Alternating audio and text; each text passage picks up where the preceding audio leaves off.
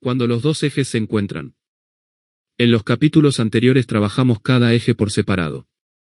El eje ascendente-descendente con toda su carga psicológica sobre la identidad, la máscara y las proyecciones en las relaciones. Y el eje medio-cielo, fondo de cielo con todo lo que implica de origen, herencia emocional, vocación y construcción de vida. Si no los has visto, te recomiendo empezar por ahí, porque lo que vamos a hacer hoy parte directamente de esa base. Hoy vamos a hacer algo distinto. Hoy vamos a ver qué pasa cuando los dos ejes se cruzan. Porque la realidad es que en la carta natal no existen por separado. Nunca lo han estado.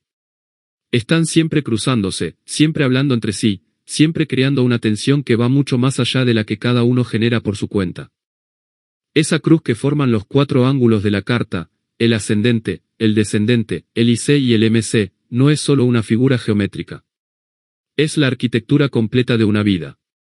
Es el mapa de las cuatro tensiones fundamentales que una persona tiene que aprender a navegar, cómo se presenta al mundo, cómo se relaciona con los demás, desde dónde viene emocionalmente y hacia dónde va en términos de contribución y propósito.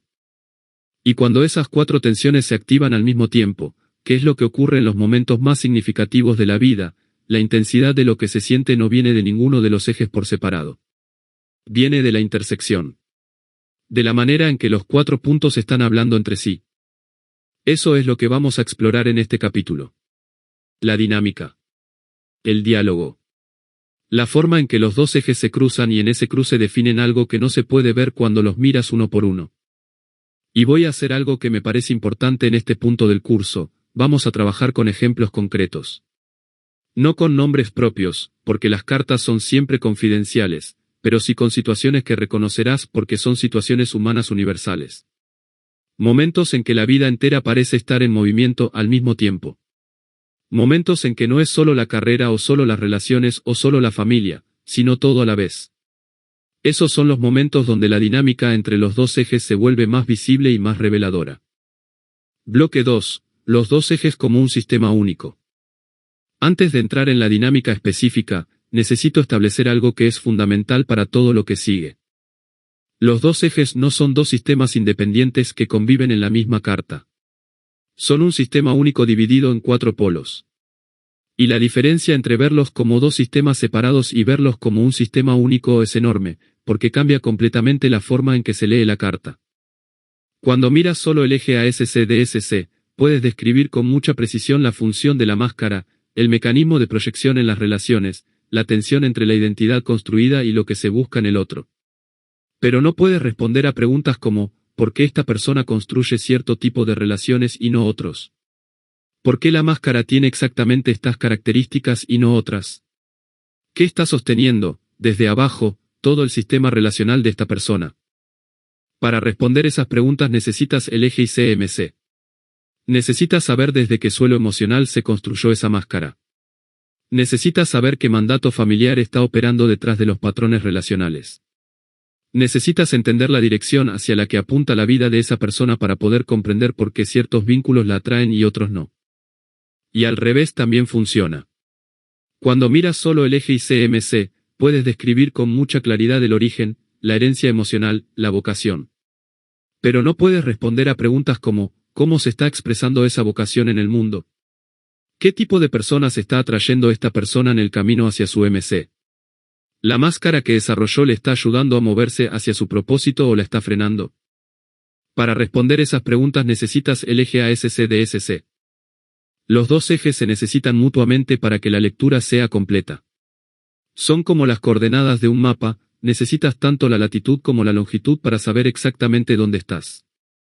Con solo una de las dos, tienes una línea. Con las dos, tienes un punto exacto. La cruz de los ejes es ese punto exacto. Y leer la carta desde esa cruz, desde la intersección de los cuatro ángulos, es lo que produce lecturas que realmente tocan la vida de una persona en lugar de describirla desde afuera con una precisión que se siente vacía.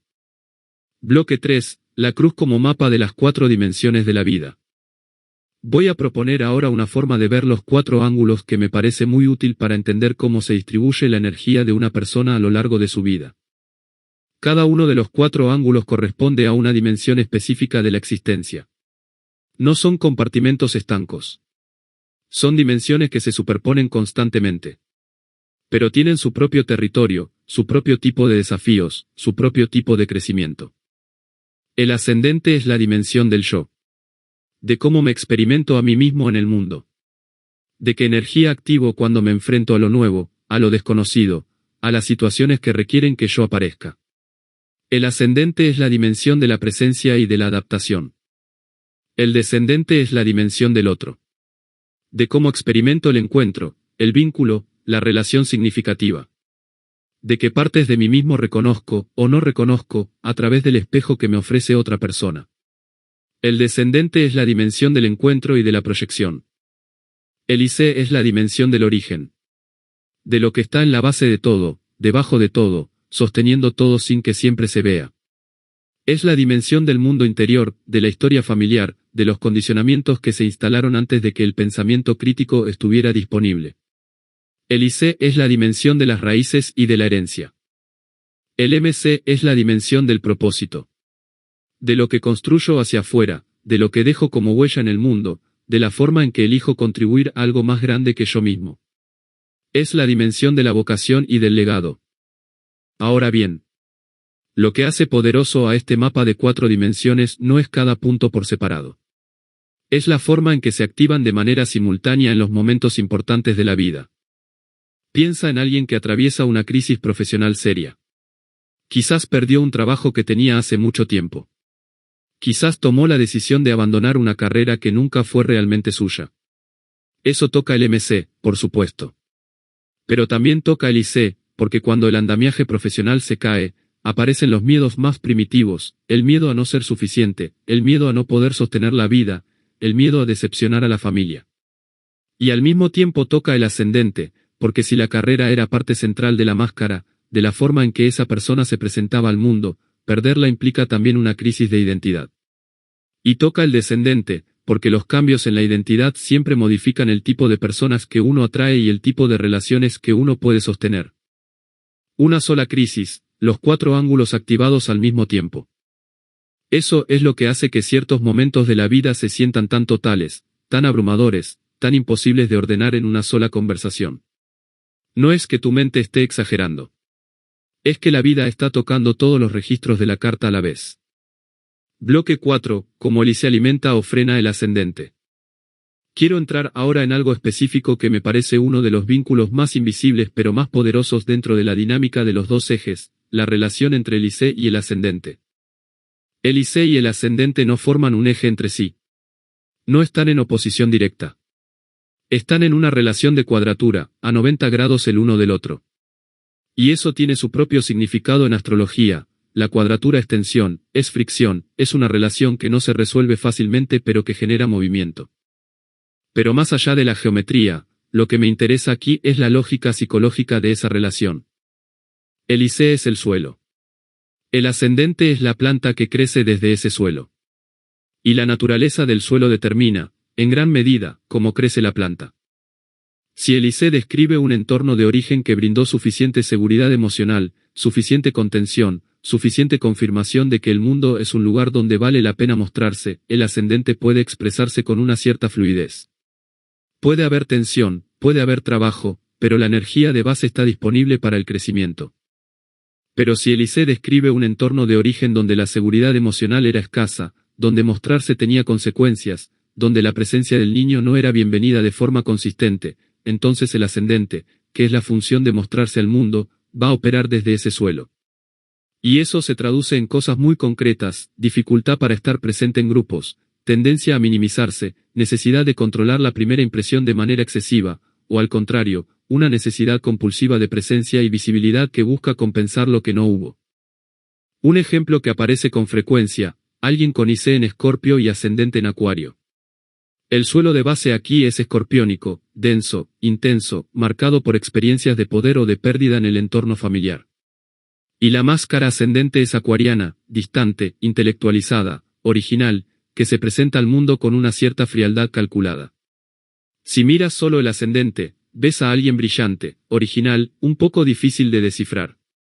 Pero si bajas al IC y miras desde ahí, entiendes que esa distancia no es arrogancia ni indiferencia. Es protección. Es el mecanismo que ese suelo escorpiónico generó para que el yo pudiera mostrarse en el mundo sin quedar completamente expuesto. Eso no es un defecto de la persona. Es una solución adaptativa que en su momento fue muy inteligente. Pero que en la vida adulta puede empezar a generar costos, relaciones donde el otro nunca termina de llegar cerca, situaciones donde el brillo intelectual funciona como barrera en lugar de como puerta. Y lo mismo ocurre con todas las combinaciones posibles de IC y ascendente. No hay combinación que sea simplemente buena o simplemente difícil. Hay combinaciones que requieren más trabajo de toma de conciencia, y ese trabajo siempre comienza en el mismo lugar, entender qué suelo produjo qué máscara. Bloque 5, como el descendente revela lo que el MC necesita. Ahora quiero hablar de otro vínculo que también es muy poco nombrado y que en la práctica resulta enormemente revelador, la relación entre el descendente y el MC. El descendente, como vimos en el capítulo 2, describe lo que proyectamos en los demás. La energía que no reconocemos como propia y que buscamos en las personas que elegimos para nuestra vida. Y esa proyección no opera solo en el terreno de las relaciones íntimas. También opera en el terreno profesional. Las personas que admiramos, los mentores que buscamos, los referentes que nos inspiran, los colegas con quienes queremos trabajar, todo eso está teñido por el descendente. Y si el descendente describe lo que todavía no hemos integrado, entonces las personas que atraemos en el camino profesional también están mostrando algo que necesitamos desarrollar en nosotros mismos. Pensemos en alguien con MC en Géminis y descendente en Sagitario. Su vocación, según el MC, tiene que ver con comunicar, con conectar ideas, con difundir información de forma que llegue a muchos. Pero el descendente en Sagitario atrae personas con una visión filosófica amplia, con convicciones fuertes, con una capacidad de síntesis y de dar sentido que esa persona todavía no ha desarrollado completamente en sí misma. Eso puede manifestarse de varias maneras. Puede que esa persona sea un comunicador brillante pero que se sienta internamente vacía cuando no hay un propósito más grande detrás de lo que comunica. Puede que admire profundamente a maestros o figuras que tienen certeza filosófica mientras ella siente que nunca termina de encontrar el suyo.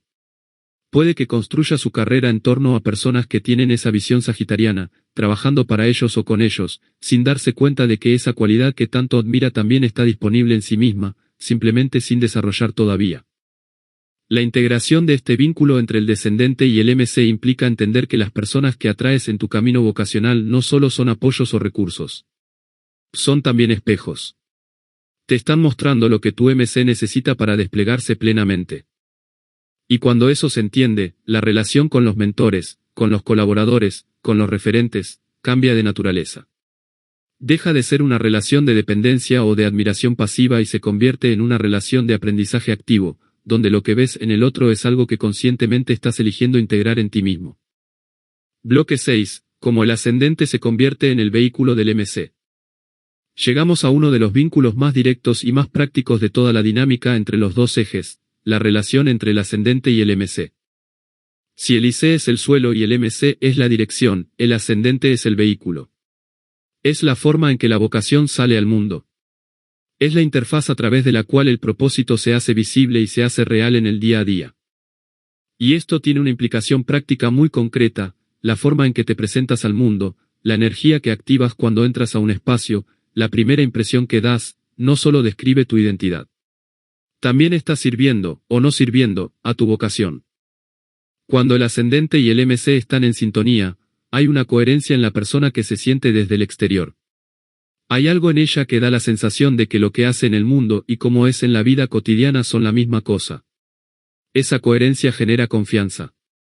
Genera presencia. Genera la sensación de que estás frente a alguien que sabe quién es y por qué hace lo que hace. Cuando el ascendente y el MC están en tensión, que no es infrecuente, hay algo que no termina de encajar. Puede ser alguien con un ascendente muy extrovertido y un MC que llama a una vocación más silenciosa e interior, y que pasa años intentando reconciliar esas dos energías sin entender por qué se siente dividido.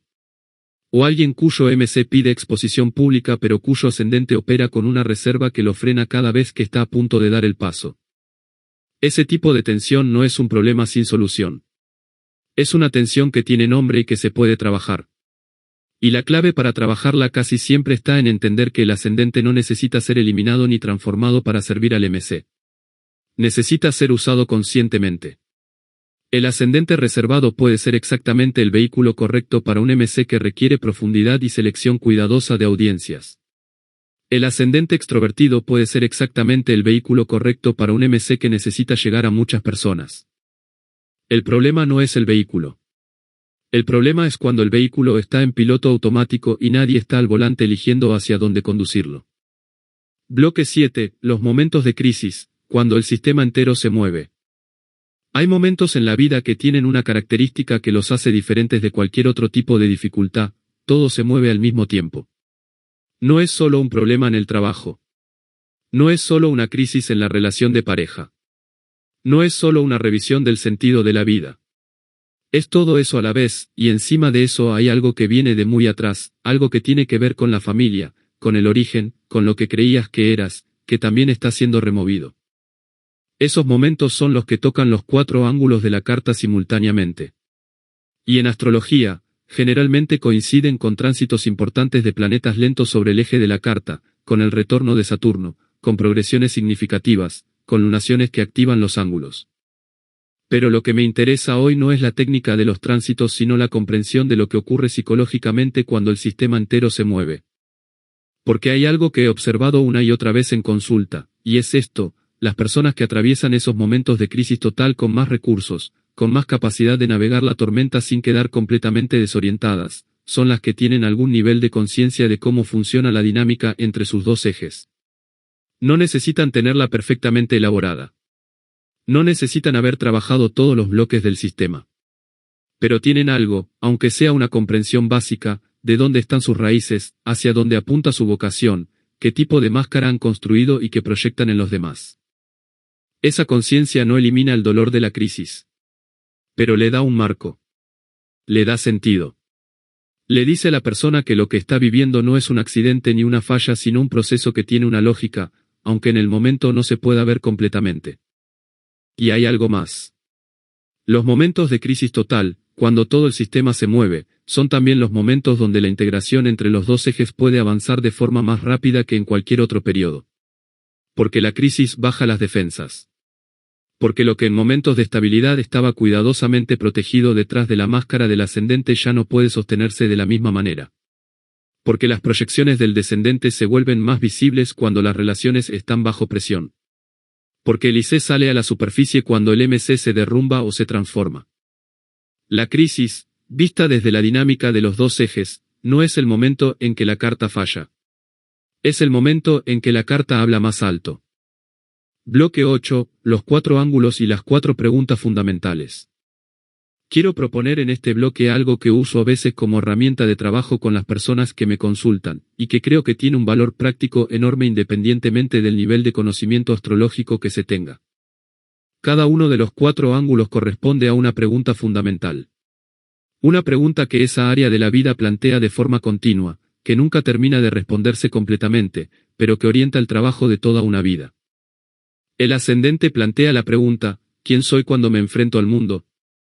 No en el sentido filosófico abstracto, sino en el sentido muy concreto de ¿qué energía activo cuando tengo que estar presente, cuando tengo que aparecer, cuando el mundo me mira? ¿Esa energía es la que quiero activar o es una respuesta automática que heredé de la adaptación temprana? El descendente plantea la pregunta: ¿qué reconozco en el otro y que me niega a reconocer en mí mismo? ¿A qué tipo de personas atraigo de forma repetitiva y que me están mostrando sobre mis propias partes no integradas? ¿Puedo relacionarme desde la elección consciente o mis relaciones siguen siendo principalmente el resultado de proyecciones que todavía no he reclamado como mías? El IC plantea la pregunta: ¿desde qué suelo estoy construyendo?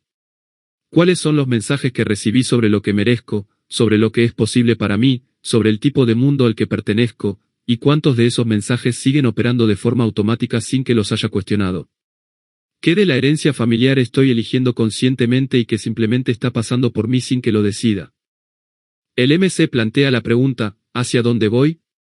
¿Lo que estoy construyendo en el mundo es realmente mío o es la versión del éxito que aprendí que me haría ganar amor o aprobación? ¿Hay algo que siento como vocación genuina y que todavía no me he atrevido a habitar completamente? ¿Cuál es el legado que quiero dejar, no en el sentido grandioso sino en el sentido de qué huella quiero que mi existencia deje en las personas y en los contextos con los que me relaciono? Esas 4 preguntas no tienen respuestas definitivas.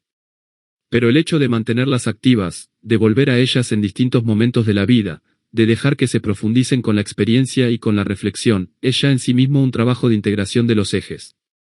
Y cuando se mantienen activas las 4 al mismo tiempo, cuando no se le da respuesta solo a una y se olvidan las demás, cuando se trabaja con la intersección y no con los puntos aislados, es cuando la carta natal empieza a revelar su utilidad más profunda. Bloque 9. Ejemplos arquetípicos, el sistema en movimiento. Voy a trabajar en este bloque con 3 situaciones que son arquetípicas, en el sentido de que las he visto en distintas formas en muchas cartas a lo largo del tiempo. No son personas específicas. Son patrones que se repiten porque responden a dinámicas humanas universales. El primer patrón es el de la persona que llegó muy lejos profesionalmente pero que siente que algo esencial está ausente.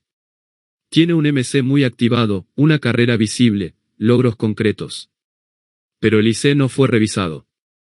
El suelo emocional de origen, que puede haber incluido mensajes del tipo, tienes que demostrar tu valor para merecer tu lugar, sigue operando debajo de todo. El MC se construyó, en parte, para responder a ese mandato.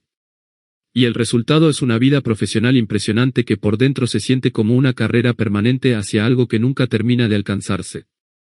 Las relaciones del descendente suelen reproducir esa dinámica, parejas o colaboradores que también exigen, que también miden, que también condicionan. El ascendente puede ser impecable en público pero por dentro hay una fatiga que no se puede nombrar. La entrada de este patrón siempre es el IC. Bajar. Revisar el suelo. Nombrar el mandato. Separarlo de la vocación genuina. El segundo patrón es el de la persona que tiene una riqueza interior enorme pero que no ha podido hacer nada con ella en el mundo. El IC es profundo, trabajado, reflexivo. Hay una vida interior muy rica. Pero el MC da vértigo. Mostrarse parece demasiado peligroso. El ascendente opera con mucha protección. Y el descendente atrae personas que también viven en el mundo interior, que tampoco terminan de construir nada hacia afuera, con quienes hay complicidad pero no movimiento. La entrada de este patrón siempre es el ascendente. Empezar a usar la máscara con más conciencia. Dar pasos pequeños hacia el MC sin esperar a estar completamente listo, porque completamente listo no se va a estar nunca. El IC ya tiene profundidad suficiente. Lo que falta es el movimiento hacia arriba. El tercer patrón es el de la persona que cambia constantemente de relación, de carrera, de lugar de residencia, sin terminar de construir nada duradero. El descendente proyecta con mucha intensidad y cuando la proyección se agota busca una nueva persona en quien depositar lo que no ha integrado. El MC no termina de cuajar en ninguna dirección porque el IC nunca fue suficientemente revisado para ofrecer un suelo estable desde donde construir. El ascendente es muy adaptable, muy cambiante, muy capaz de funcionar en distintos contextos, pero esa adaptabilidad puede ser también una forma de no tener que enraizarse en ningún lugar. La entrada de este patrón siempre es el IC también. La pregunta de dónde están las raíces. No en el sentido de que haya que quedarse quieto, sino en el sentido de, que de ti mismo va contigo a todos los lugares. ¿Qué permanece constante cuando todo lo demás cambia? Bloque 10. El trabajo de toda una vida, cómo evoluciona la cruz con el tiempo.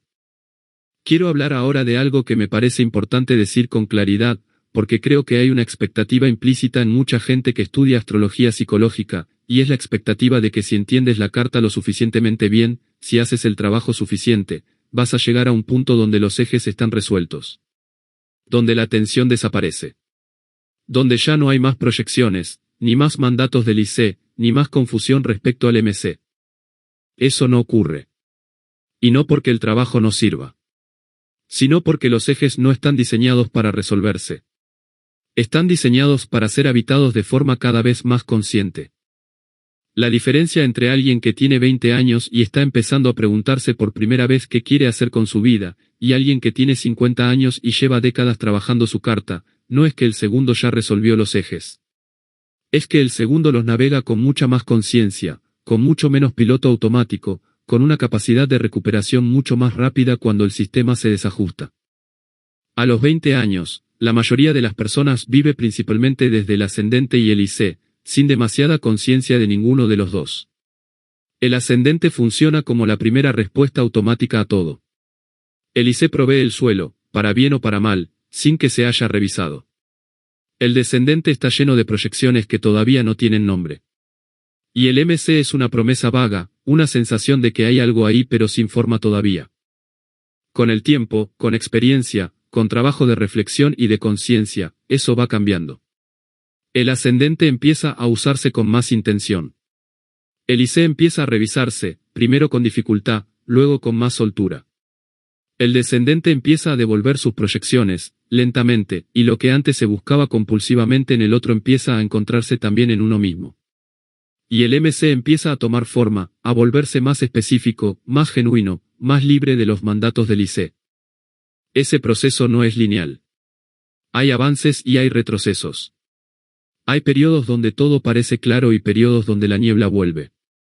Pero la dirección general, cuando hay trabajo real y conciencia real, es siempre hacia una mayor integración. Y lo que se gana en esa integración no es perfección. Es autenticidad. Es la sensación de que tu vida, con todas sus tensiones y todas sus complejidades, es genuinamente tuya.